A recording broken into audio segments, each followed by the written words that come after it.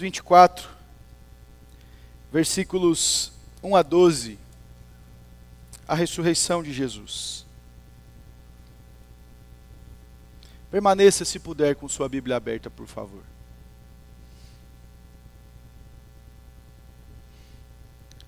Mas, no primeiro dia da semana, alta madrugada, foram elas ao túmulo, levando os aromas que haviam preparado.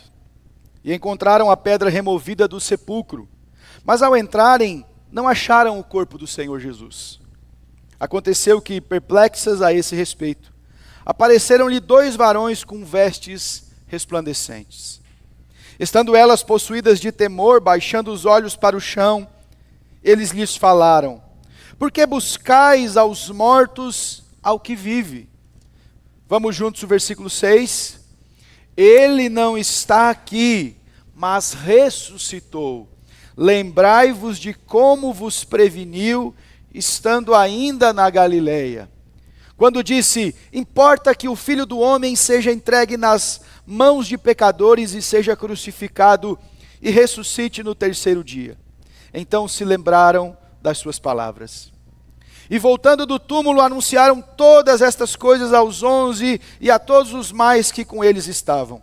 Eram Maria Madalena, Joana e Maria, mãe de Tiago. Também as demais que estavam com elas confirmaram estas coisas aos apóstolos.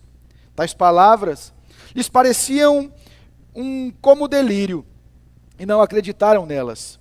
Pedro, porém, levantando-se, correu ao sepulcro, e abaixando-se nada viu, senão os lençóis de linho, e retirou-se para casa, maravilhado com o que havia acontecido. Amém. Senhor, é a tua palavra bendita, a tua palavra santa, somos nós, o teu povo, como já cantamos aqui, redimidos, alcançados, pelo poder da ressurreição de nosso Senhor. E a tua palavra mesma nos adverte, nos lembra, que se Cristo não ressuscitou, é vã a nossa fé.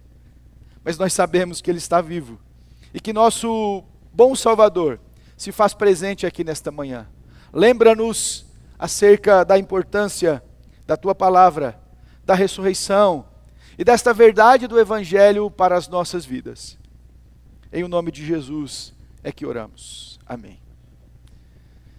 Ressurreição é um assunto comum a cada cristão. A gente, quando se converte, quando recebe o Evangelho e pela graça do bom Deus caminha com Jesus, temos isso como ponto base de nossa fé. Se Cristo não ressuscitou, é vã a nossa fé. Mas por que a Escritura enfatiza tantas vezes assim? Porque haviam movimentos que contrariavam o princípio da ressurreição. Os saduceus, por exemplo, não criam em ressurreição. Tentam, por vezes, até indagar o próprio Cristo acerca disso. Negavam a encarnação de Jesus, a sua morte e, portanto, um outro movimento, a sua ressurreição corpórea.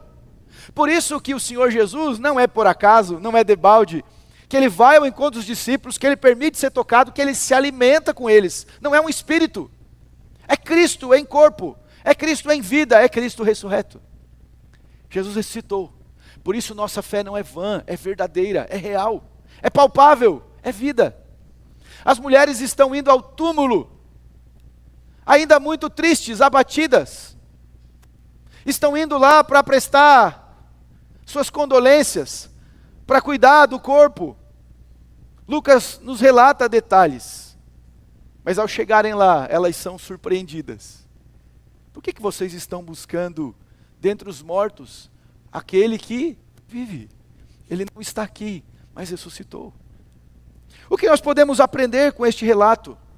E o primeiro aspecto que está aqui nos versículos 5 e 6, que eu pedi para que a igreja lesse: estando elas possuídas de temor, baixando os olhos para o chão, elas ficaram com tanto medo e não ousaram olhar aos olhos daqueles 2 varões, aqueles homens que ali estavam. Então elas, muito temerosas, perplexas, ouvem deles: por que buscais entre os mortos ao que vive? Ele não está aqui, mas ressuscitou. Lembrai-vos de como vos preveniu, estando ele ainda na Galileia. E a primeira coisa que nós aprendemos com o relato bíblico é que nós não devemos, segundo a ressurreição de Jesus, o lugar que devemos buscá-lo não é na sepultura. Agora Jesus não está mais lá. O lugar onde nós devemos apontar os olhos e contemplar é Jesus num alto e sublime trono. É a destra do Pai, é o Cristo exaltado, é o Cristo ressurreto, vivo, poderoso, que diz aos seus discípulos: todo o poder me é dado nos céus e na terra. É claro que Jesus, como lemos em Isaías, foi ferido, e parece, na fraqueza humana ao contemplarmos, Isaías vai dizer que ele era como um que os homens escondem o rosto. Sabe aquela cena que você olha e nem quer ver? É isto. É tão dolorosa, é tão triste a crucificação. Parece frágil. Algumas pessoas estão confusas com isso. Como que ele é o Messias? Aliás, nós conhecemos que ele viria da raiz, da linhagem de Davi. Forte, poderoso. Daria sequência à dinastia. Mas agora o vemos fraco, frágil. Aliás, em algum momento ele precisa de um auxílio para levar a sua cruz. Mas agora, ressurreto. Ele não é mais frágil. Ele não está mais posto em uma cruz. Portanto, a cruz que nós simbolizamos está vazia. Nós não olhamos para ele com pena. Nós olhamos agora para o Cristo vivo e ressurreto. A sepultura não o deteve. A morte não o parou. Tragada foi a morte na vitória. A quem use um trocadilho, e acho até belo, neste dia houve morte da morte. Nós costumamos dizer: enquanto há vida há esperança. Depois da morte não há o que fazer. Cristo provou que há. Ele venceu a morte. Muita gente procura Jesus entre os fracos. Procura um Cristo frágil. Mas ele venceu. Ele não está mais lá como quem não pode fazer nada. Ele não deve ser figurado, isto é idolatria, como alguém lá frágil. Não, Jesus ressuscitou, Ele está vivo, todo o poder lhe foi dado nos céus e na terra. Celebre a ressurreição do Cristo poderoso. Este é o Evangelho. Celebre a vida do Cristo que venceu a morte, que tem consigo em suas mãos as chaves da morte e do inferno. Não paira mais condenação sobre o seu povo, porque o Cristo poderoso ressurgiu. Louvado seja o nome do Senhor. Onde que nós temos buscado Cristo? Onde você que ouve esta mensagem, que veio aqui nesta manhã, procura Jesus? Na sepultura, como fraco, retido, detido pela morte, ou busca Cristo no trono, como um Deus forte? Onde está o teu Cristo? O nosso Jesus está vivo, reinando, soberano, pelos séculos dos séculos, assim o fará. E a segunda verdade que nós podemos destacar aqui, a partir da segunda parte do versículo 6, ele diz: lembrai-vos de como vos preveniu estando ainda na Galileia, quando disse: importa que o Filho do Homem seja entregue nas mãos de pecadores, e seja crucificado, e ressuscite no terceiro dia. Versículo 8, então se lembraram das suas palavras. A ressurreição marca para nós e deve trazer ao nosso coração a importância de lembrarmos sempre da palavra bendita de Deus, das promessas de Deus, da verdade de Deus. Os nossos sentimentos nos traem. O mundo vai, em algum sentido, pervertendo o princípio cristão. É assim com toda a festa cristã. A Páscoa tem sido uma exposição de idolatria, de distorção, de mentira. Colocaram um coelho que nada tem a ver nem com a Páscoa do Antigo Testamento, nem com a celebração cristã da ressurreição de Jesus. Lá no Antigo Testamento o povo comia ervas amargas para lembrar o tempo da escravidão, e hoje a gente se empanturra de chocolate. Não é verdade? Se excede com isso. Mas a Páscoa para nós marca esta dor, este sofrimento. E a cruz tem este sabor, esta exposição, esta menção agridoce, porque nós olhamos para a cruz e vemos o amor do Senhor, mas nós vemos o quão mau é o nosso pecado. Nós olhamos para a cruz e vemos a graça de Deus que nos alcança, mas nós vemos a crueldade de nossas iniquidades. Ao ponto que Jesus foi levantado lá, e aqueles homens, aqueles seres angelicais estão dizendo: lembrem-se do que ele havia dito, lembrem-se da palavra.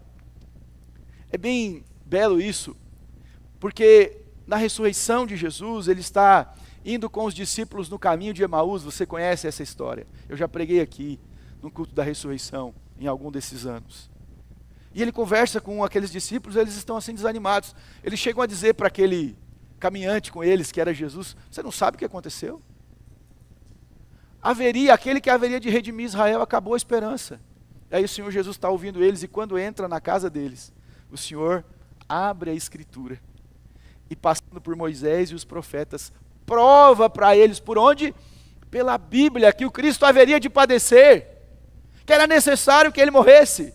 E o Senhor chega a dizer assim: honestos e tardos de coração para credes o que diz a Escritura. Muitas vezes nós estamos assim, nós abdicamos da palavra de Deus, nós deixamos de lado a promessa do Senhor. Nós precisamos trazer para o nosso coração e a nossa vida o que diz a Escritura. Os tempos mudam, as épocas se alteram, a moda vem e passa, os modismos sobem e caem, os nossos sentimentos, como já disse, nos enganam. Mas a palavra de Deus permanece para sempre. A promessa de Deus é fiel, é imutável, é absoluta. Então os anjos estão dizendo: lembrem do que ele havia dito. Olha só, as circunstâncias podem deixar na nossa compreensão nebuloso aquilo que o Senhor falou. Já passou por isso, não? Já sentiu na sua vida que parecia que Cristo não estava vivo? Isso era o seu sentimento mentindo para você. Por quê? Porque ele está vivo. Você já sentiu em algum momento de agruras, dizendo assim: mas onde está Deus? Ele prometeu, Mateus 28, eis que estou convosco todos os dias, até a consumação dos séculos. Então o meu sentimento me engana, as circunstâncias podem nos fazer perder a percepção, mas a palavra de Deus se mantém absoluta e fiel. A palavra de Deus é a prevenção para que a nossa fé não desfaleça.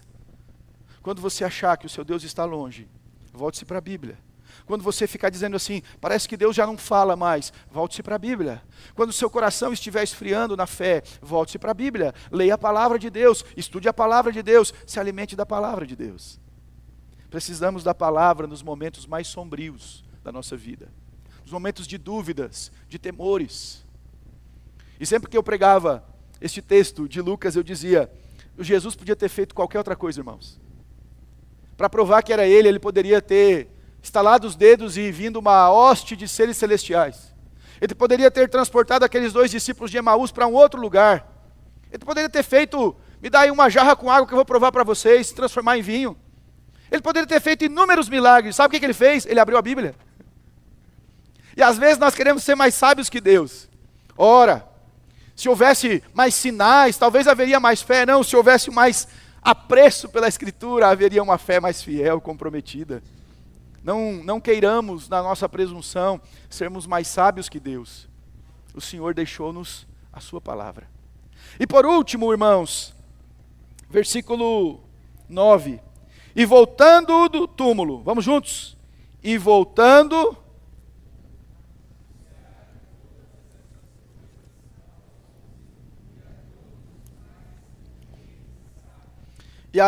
Então começa a correr a notícia da ressurreição de Cristo. Versículo 11 vai dizer que tais palavras lhes pareciam, quando eles recebem a notícia das mulheres, lhes parecia como um delírio, e não acreditaram nelas. Então no versículo 12, Pedro, vou atestar isso, eu vou ver se é verdade. Ele vai ao sepulcro, e se abaixando, nada viu senão os lençóis de linho, e retirou-se para casa, maravilhado do que havia acontecido. A ressurreição de Jesus é a notícia mais extraordinária de todas. A ressurreição de Jesus é a notícia mais extraordinária de todas. Eu li essa semana naquelas frases de rede social: existem muitas religiões, muitos representantes, muitos expoentes, mas só uma religião tem um túmulo vazio. Mas só um povo tem uma sepultura vazia. Ele não está aqui, já ressuscitou. Veja, muitas pessoas morreram ao longo da história por causas distintas. Havia mártires, sim. O próprio povo conhecia, e não só no meio judaico-cristão. Outras pessoas morreram por causas muito nobres, outras nem tanto assim, martirizaram, entregaram sua vida por ideais que imaginavam. Mas Cristo não apenas se entregou, na linguagem bíblica, se dando como um servo, se esvaziando de sua glória. Ele não apenas morreu, ele ressuscitou. Por isso, o nosso culto não é um tributo meramente que fica no passado. Nós não prestamos um culto a alguém que se foi. Não é uma homenagem póstuma, é um culto vivo. Jesus está presente na igreja. Jesus está vivo entre nós e nós portamos a maior de todas as notícias. Em 1 Coríntios 15, Paulo vai falar de ressurreição e vai dizer que este é o Evangelho. Cristo morreu pelos nossos pecados e ressuscitou. No momento fúnebre na casa de Lázaro, Jesus prega sobre isso, dizendo: aquele que crê em mim, ainda que esteja morto, viverá. Eu o ressuscitarei no último dia. Irmãos queridos, uma vez que o homem peca contra Deus, lá no Éden, paira sobre todo ser humano a sentença da morte. E não importa a sua classe social, a sua idade, o quanto você tem de reserva no banco ou não, não importa a sua história, que estado do nosso país você nasceu ou até fora dele, você está debaixo da sentença da morte. E nenhum de nós aqui, por mais que tenta, não consegue detê-la. Só há um que morreu, ressuscitou e venceu a morte. E nele, nós já passamos da morte para a vida. Nós agora não estamos mais debaixo da sentença da morte. Quem está em Cristo, ainda que morra, viverá. Maria conta a mensagem, os discípulos recebem. Nós temos que dizer em alto e bom som para esse mundo: Jesus vive. Cristo está vivo. Cristo permanece vivo. As pessoas podem até não acreditar. Veja, tais palavras lhes pareciam como um delírio e não acreditaram nelas. Mas elas não poderiam deixar de falar do que tinham visto. Os olhos foram abertos, em certo sentido, na percepção do coração. Quando os homens falam: lembra das palavras? Agora nós lembramos. Irmão, você crê na ressurreição de Jesus? Você experimenta o Cristo vivo? Abre a sua boca e fale para as pessoas: Jesus está vivo. Ele está vivo. Tanta gente, irmãos, imersa na morte. O mundo caminha a passos largos para a morte. Tudo que nós vemos são dores, guerra, sofrimento, maldade. Nós pregamos um Cristo vivo, que da morte aponta para a vida. Versículo 12, Pedro é conduzido pelo testemunho das mulheres. E me faz pensar que o nosso testemunho sobre o Cristo vivo deve conduzir outras pessoas para o mesmo Cristo vivo. O testemunho da nossa fé, a verbalização do Evangelho, devem levar pessoas a buscarem também a Jesus. Bendito seja aquele que é um instrumento de Deus, que através de sua vida, de suas obras, dos frutos, outras pessoas desejem saber sobre esse Cristo que está vivo. Vamos juntos, versículo 5 e até a parte do versículo 6 para encerrarmos. Estando elas, vamos juntos, só um minutinho, todo mundo abre aí, vamos lá, igreja, bem, bem forte. Estando elas,